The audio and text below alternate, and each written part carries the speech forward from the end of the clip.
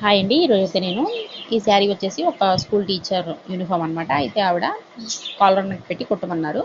అయితే ఈ శారీకి రెండు వైపులా ఒకేలాగా అనిపిస్తుంది నాకైతే. అందుకని నేనేం చేశానంటే ముందుగా దారాలు ఉంటాయి కదా, ఆ దారం పీకేసి ఇప్పుడు అది ప్లాస్టర్ ఉంది, దీనికి ప్లాస్టర్ ఉన్నది ముందు వైపు కదా, దానికి పినిస్ పెట్టేసుకున్నాను.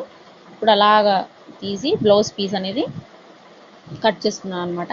అయితే బ్లౌజ్ పీస్ కూడా నేను ఇలా ఒక పిన్నిస్ పెట్టేసుకున్నాను. అంటే పిన్నిస్ పెట్టింది ముందు వైపు అని గుర్తు పెట్టుకోండి.